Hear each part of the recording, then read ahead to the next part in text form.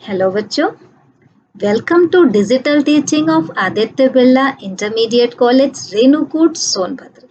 बच्चों, मैं डॉक्टर स्मिता सिंह आपको हिस्ट्री पढ़ा रही हूँ। हिस्ट्री में हम जो हमारी किताब है भारत और समकालीन विश्व 2, इसका पहला चैप्टर पढ़ रहे थे जिसका नाम है यूरोप में राष्ट्रवाद का उदय। इस चैप्टर को हम पहले ही स्टार्ट कर चुके हैं। अपने पहले 2 वीडियो में हम इसके पहले का पढ़ चुके हैं, जिसमें पहले वीडियो में हमने आपको बताया था कि जो फ्रांसीसी जो चित्रकार है उसकी एक पेंटिंग जो थी फेडरिक सारियो की जो पेंटिंग थी उसके बारे में हमने आपको बताया था। अब ये उसके बाद दूसरा जो हमारा पॉइंट था वो क्या था, फ्रांसीसी क्रांति और राष्ट्र का विचार, जिसके बारे में भी हमने पिछले वीडियो में डिस्कस कर लिया है। अब इस वीडियो में हम जो पढ़ेंगे वो है यूरोप में राष्ट्रवाद का निर्माण। अब जो हमने पढ़ा था कि फ्रांस में जो राष्ट्रवाद आया, जो फ्रांसीसी क्रांति हुई, फ्रांसीसी क्रांति के दौरान जो राष्ट्रवाद एक तरह से एक नया जो है विचार आया लोगों के मन में, वो कैसे धीरे धीरे धीरे जो है आसपास के अन्य यूरोपीय राज्यों में भी फैला। तो ये तो निश्चित है कि अगर किसी एरिया में कुछ बदलाव आता है तो उसका प्रभाव अगल बगल में भी होगा। तो इसी तरह से हम जो इसमें पढ़ेंगे तो यूरोप में राष्ट्रवाद का निर्माण वो हम पढ़ेंगे 18वीं सदी के मध्य का टाइम, जो कि 1750। अब बच्चों, हमने फ्रांसीसी क्रांति में हमने अभी इसके पिछले पॉइंट में 1815 तक जब नेपोलियन एक तरह से हार गया था, उसका अंत हुआ था, तब तक हमने पढ़ लिया था। लेकिन यहाँ जब हम यूरोप के उसमें पढ़ेंगे तो यूरोप के बारे में जब पढ़ेंगे तो 1750 से शुरू करेंगे। तो 1750 के टाइम पे यूरोप कैसा था, तो ये मानचित्र में बच्चों देखो कि इस मानचित्र में कैसा दिख रहा है यूरोप। तो अभी जो प्रेजेंट टाइम में हम यूरोप को जानते हैं, जिस हम इटली को जानते हैं, जर्मनी को, स्विट्जरलैंड को, फ्रांस को, ये सारे राज्य पहले ऐसे नहीं थे। ये पहले क्या थे कि अलग अलग छोटे छोटे ये जो राजशाहियों या कैंटनों में बटे हुए थे, इनके अपने अपने शासक थे। और इस तरह से जो आज हम इसका जो राजनीतिक सीमा देख रहे हैं, जो वो ऐसा पहले नहीं था। तो एक तरह से इसको हम कह सकते हैं कि आज का जो राष्ट्र राज्य है ये पहले ऐसा नहीं था। तो पहले का जो राष्ट्र राज्य था, मतलब वो जो उस समय जो ये राज्य छोटे छोटे इकाइयों में बटे हुए थे, उनमें क्या था कि उनमें एक मुख्य था कि जो साम्राज्य उनका था उनमें कोई सामूहिक पहचान नहीं थी। ये बिना सामूहिक पहचान के थे। सामूहिक पहचान क्या, ना तो इनकी कॉमन लैंग्वेज थी, ना तो कॉमन हिस्ट्री था, ना तो कॉमन कल्चर था। मतलब इनकी भाषा, इतिहास, संस्कृति कुछ भी एक जैसी नहीं थी। पूरे इस यूरोपीय क्षेत्र में अलग अलग जाति समूहों के लोग रहते थे और इनकी अलग अलग भाषाएं थी। तो इस वजह से इनमें एकता नहीं थी। तो इसी तरह के एक उदाहरण हम लेंगे हैब्सबर्ग साम्राज्य का। ये जो हैब्सबर्ग साम्राज्य है ये ऑस्ट्रिया और हंगरी में फैला हुआ था। इसमें क्या था, कौन कौन से एरिया आते थे, टेरॉल था, ऑस्ट्रिया था, सुडेटेनलैंड था और बोहेमिया था। इन सारे एरिया में एक तो ये अलग अलग क्षेत्र आते थे, और उसके बाद क्या था, ये हैब्सबर्ग साम्राज्य जो था फैला हुआ था, इसमें ऐसे अलग अलग एरिया के लोग थे और इनकी भाषा अलग थी। कुछ लोग फ्रेंच बोलते थे, कुछ लोग इतावली बोलते थे, कोई जर्मन बोलता था तो कोई पोलिश बोलता था, किसी की भाषा मैग्यार थी। तो इस तरह अलग अलग एरियाज में अलग अलग भाषा ये बोला करते थे। तो जब इतनी ज्यादा डाइवर्सिटी थी तो यूनिटी आएगी कहाँ से। तो इनके में कोई सामूहिक पहचान नहीं था, इसलिए इनके में तब तक कोई राष्ट्रवाद की भावना ही नहीं थी। तो ये राष्ट्रवाद की भावना कैसे आई, धीरे धीरे हम वही समझेंगे। तो पहले हम समझेंगे कि उस समय यूरोपीय समाज में जो वर्गीकरण था वो क्या था। तो बच्चों, हमने फ्रांस में भी पढ़ा था कि समाज 3 वर्गों में बटा था। पहला कुलीन वर्ग, दूसरा पादरी वर्ग और तीसरा जनसाधारण वर्ग। तो उसी तरह से इस यूरोपीय समाज में भी एक छोटा सा तबका था कुलीन वर्ग का। तो पहले हम कुलीन वर्ग को समझेंगे। कुलीन वर्ग आपको मालूम ही है कि कुलीन वर्ग जो है बहुत पैसे वाले लोग होते थे, जो एक तरह से क्या होता था, भूमि के मालिक होते थे। इनके पास बड़ी बड़ी प्रॉपर्टी होती थी, बहुत बड़े बड़े एरियाज होते थे जमीन के, शहरों में बड़ी बड़ी हवेलियां होती थी। ये कुलीन वर्ग के लोग थे। दूसरा, ये फ्रेंच भाषी थे। होता क्या था कि इनके अपनी अपनी अलग अलग क्षेत्रों में रहते थे, अलग अलग भाषाएं थी। लेकिन जब ये राजनीतिक रूप से मिलते थे तो इनकी एक कॉमन लैंग्वेज थी, क्या थी? फ्रेंच या फ्रांसीसी बोलते थे। इसके बाद ये छोटा वर्ग था। छोटा वर्ग कैसे था कि जिस भी एरिया में जो लोग ये थे तो इनके पास बहुत ज्यादा लैंड था, तो लोगों की संख्या कितनी होगी? जब ज्यादा जमीन लोगों के पास है तो संख्या कम होगी। तो इस तरह ये लोग थे बहुत कम, लेकिन ये आपस में जुड़े हुए थे एक दूसरे से। इनकी जो है वैवाहिक संबंधों से जुड़े थे। वैवाहिक संबंधों में हमने पहले भी पढ़ा फ्रांसीसी क्रांति में कि जो राजा वहां का सम्राट लुई 16वां था, उसकी शादी किससे हुई थी? ऑस्ट्रिया की महारानी जो राजकुमारी थी मैरी एंटोनेट से। तो इस तरह से ये जो कुलीन वर्ग के लोग थे, जो बड़े लोग थे, जो पैसे वाले लोग थे, ये आपस में एक दूसरे से जुड़े थे। तो इस तरह से इनकी साझा जीवन शैली थी, मतलब एकता थी इनके में। तो ये कुलीन वर्ग के लोग वहां पर थे। ठीक है। अब इसके बाद ये तो थे लेकिन कम थे, ये लोग ज्यादा नहीं थे, और इनके जमीन पे अन्य लोग काम करते। तो इसी तरह एक दूसरा वर्ग था कृषक वर्ग, जो बहुत बड़ा वर्ग, जो बचा हुआ लोग जो थे उसमें से ज्यादा ये कृषक वर्ग थे। और ये कृषक वर्ग क्या करते थे? बहुत बड़ा वर्ग था इनका, और ये जो है इन कुलीन वर्ग के जमीनों पर काम किया करते थे, खेती करते थे। एक तरह से वो किराएदार थे उनकी जमीन पर, और ये काश्तकार होते थे या भूदास होते थे। इस तरह से उनके जमीन पर ये कार्य करते थे। अब ऐसे में क्या हुआ कि एक तरह से कुलीन वर्ग थे, फिर इधर कृषि चलता था, तो उसी समय औद्योगिक क्षेत्र में विकास हुआ। औद्योगिक क्षेत्र में, व्यापार में जब जो विकास हुआ तो हुआ क्या कि एक नया मध्य वर्ग निकल के आया। अब इस नया मध्य वर्ग के बारे में हम कैसे समझेंगे कि आया कहाँ से? तो हुआ क्या कि ये नया मध्य वर्ग जो आया, तो औद्योगिक उत्पादन में जब वृद्धि हुई तो व्यापार में भी वृद्धि हुई। औद्योगिक उत्पादन, जब चीजों का उत्पादन बढ़िया होता तो उसका व्यापार होता है। जब व्यापार में वृद्धि हुई तो लोगों के पास पैसे रुपए आने लगे। तो इससे क्या हुआ? एक वाणिज्यिक वर्ग का उदय हुआ, मतलब पैसे रुपए वाले जो लोग हुए उनका उदय हुआ। तो उसमें क्या हुआ कि फिर जब उनके पास जब पैसे रुपए ज्यादा हो गए तो संसाधन उनके पास हो गए, साधन हो गए, वो समझ हो गई, वो पढ़ाई लिखाई करने लगे, और सारी सुविधाएं होने से उनमें क्या बहुत सारे लोग शिक्षित आए। तो इससे एक नया जो वर्ग निकल के आया, जो मध्य वर्ग था नया, जो इन्हीं में से निकल के आया था, इन्हीं श्रमिक वर्गों में से और इन्हीं व्यापारी वर्ग में से जो निकल के आया, उसको कहा गया नया मध्य वर्ग, जो शिक्षित थे, पढ़े लिखे थे और उदारवादी थे। इनमें क्या होता? बहुत सारे उद्योगपति थे, इंडस्ट्रियलिस्ट जो होते हैं, बहुत बड़े इंडस्ट्री लगा रखे उद्योगपति थे। व्यापारी थे, जो चीजों का व्यापार करते थे यहाँ से वहां, या तो सेवा के क्षेत्रों में थे, जैसे डॉक्टर्स थे, ये इंजीनियर्स थे और वकील थे। इस तरह के जो है लोग थे। तो ये पढ़े लिखे, समझदार थे, शिक्षित थे। तो एक तरह से उदारवादी थे। इनके जो है विचार क्या थे? उदारवाद के थे।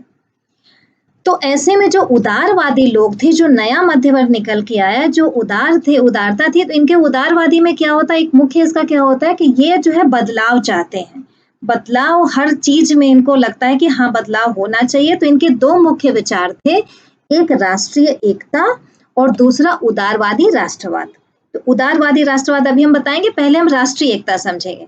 तो मतलब ये जो नया वर्ग निकल के आया पूरे यूरोपीय क्षेत्र में, तो इनका क्या हुआ कि ये आपस में एक दूसरे से बनते गए और देश के प्रति इनके में एकता की भावना आई, और ये परिवर्तन चाहते थे।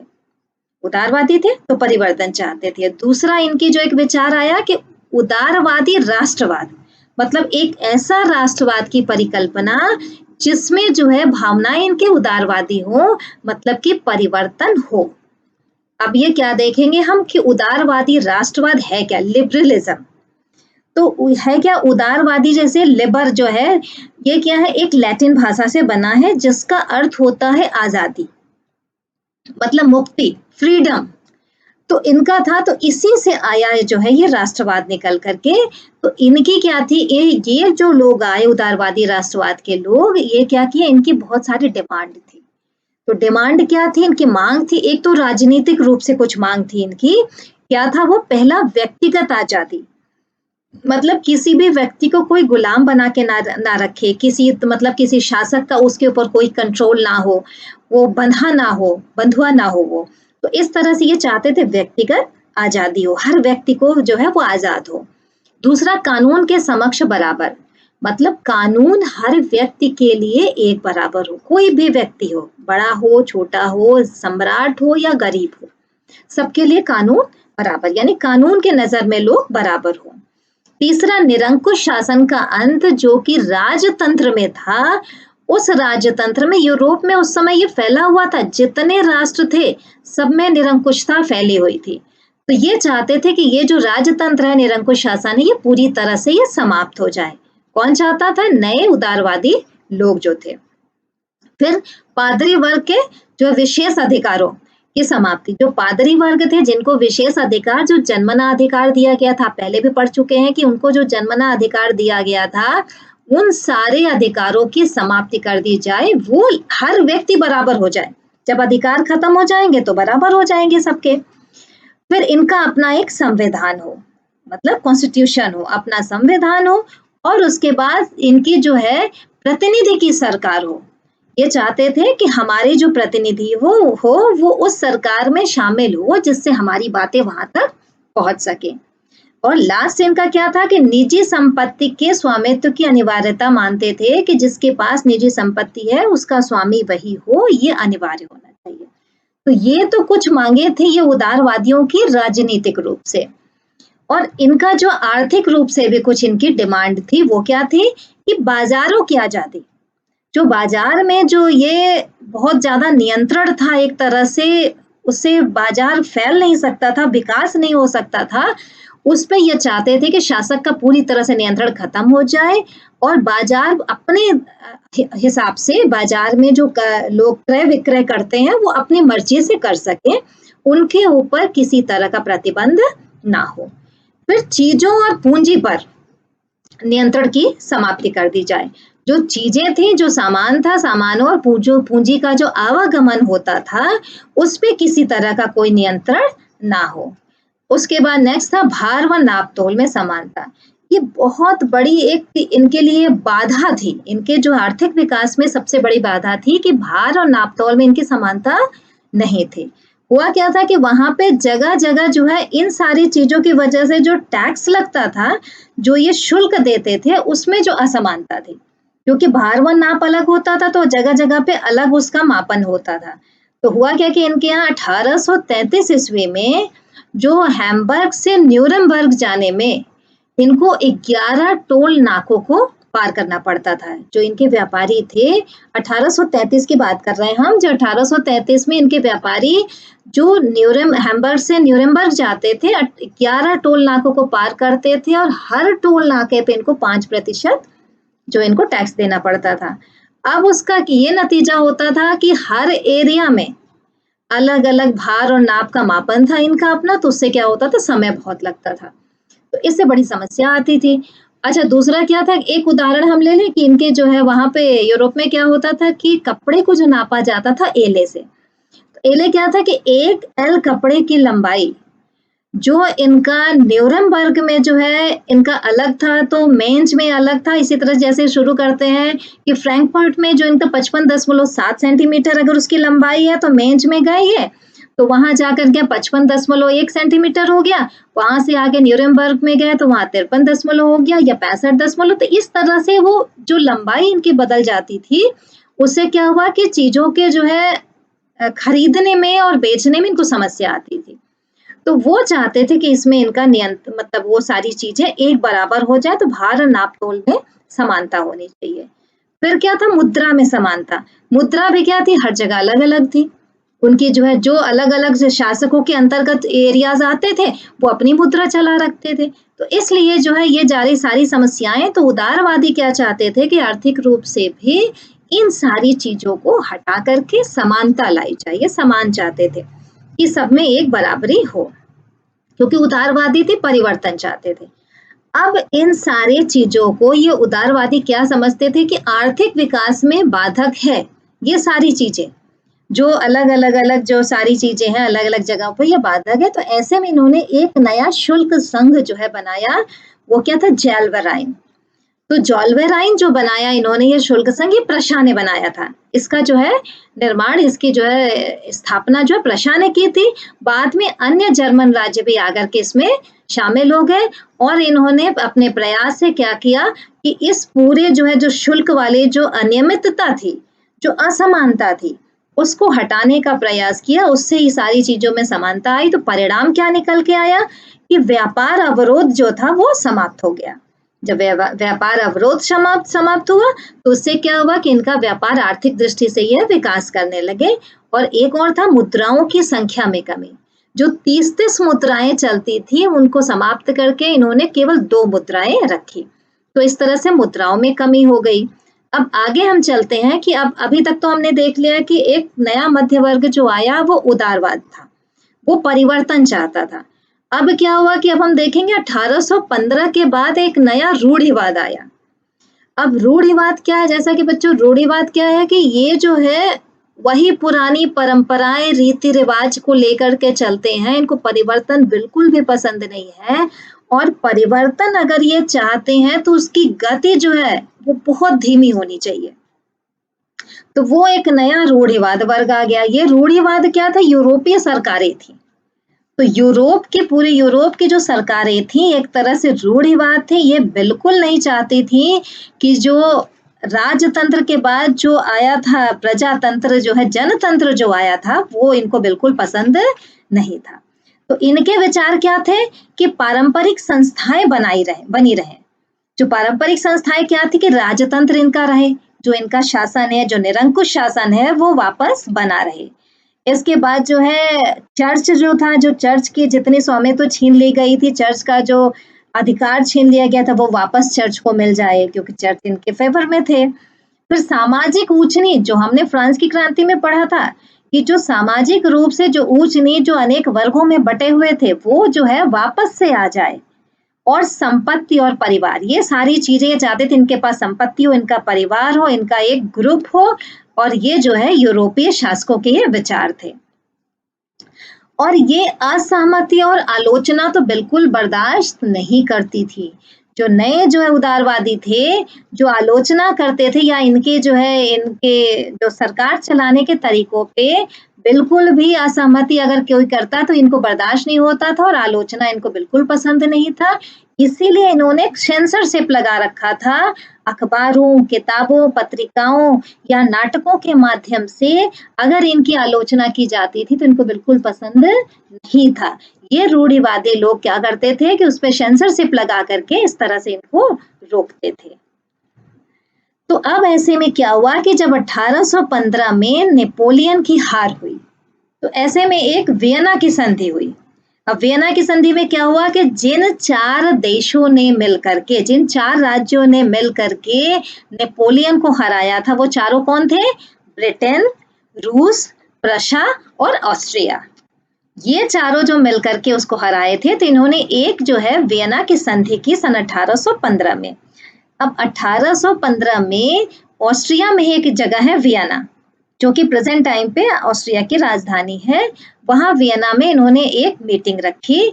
उसको जो है वहां का जो चांसलर था, ड्यूक मेटरनिक जो था, वो उसका जो है प्रतिनिधित्व किया।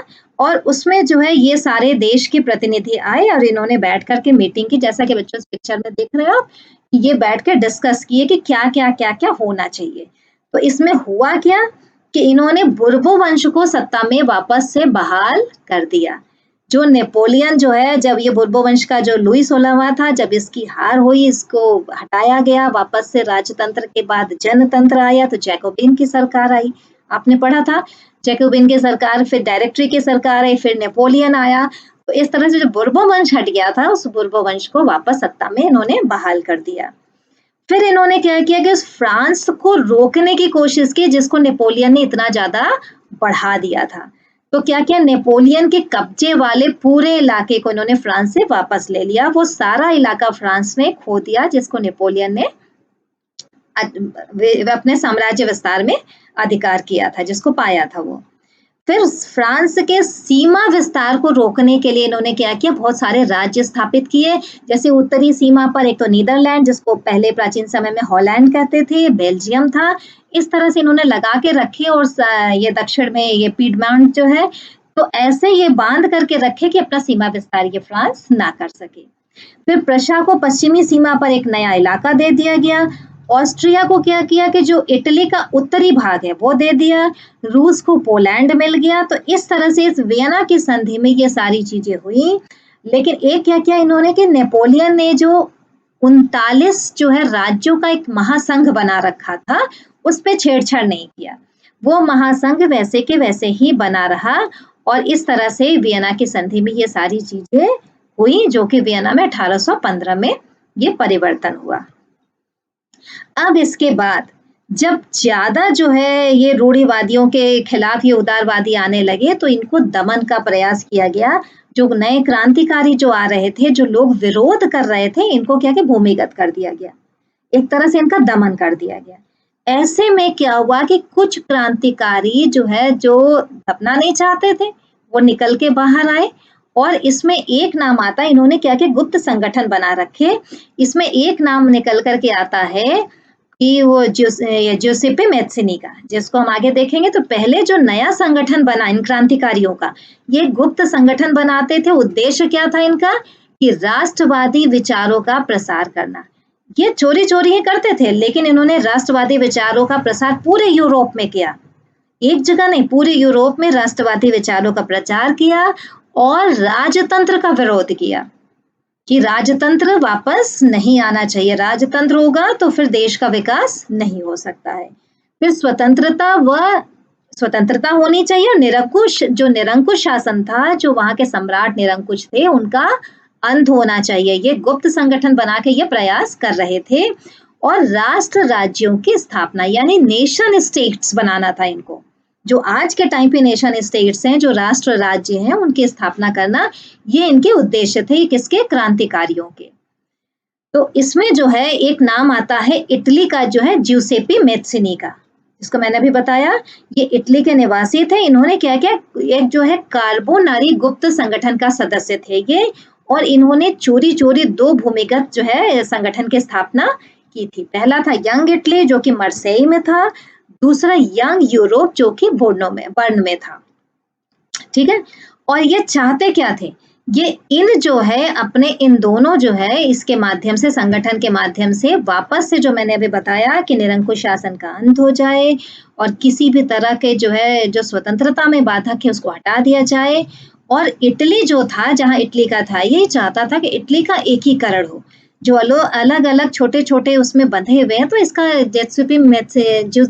ज्यूसेppe मैत्सिनी का कहना था कि पैबंदों की तरह नहीं होना चाहिए। जैसे कपड़ों पे पैबंद लगाते हैं, वैसे इनका कहना था कि वैसे टुकड़ों में नहीं होने चाहिए, हम सारे एक होने चाहिए। तो इसलिए इसने बहुत ज्यादा प्रयास किया और इसका ये परिणाम हुआ कि इटली के एकीकरण में इसका बहुत ज्यादा नाम आता है।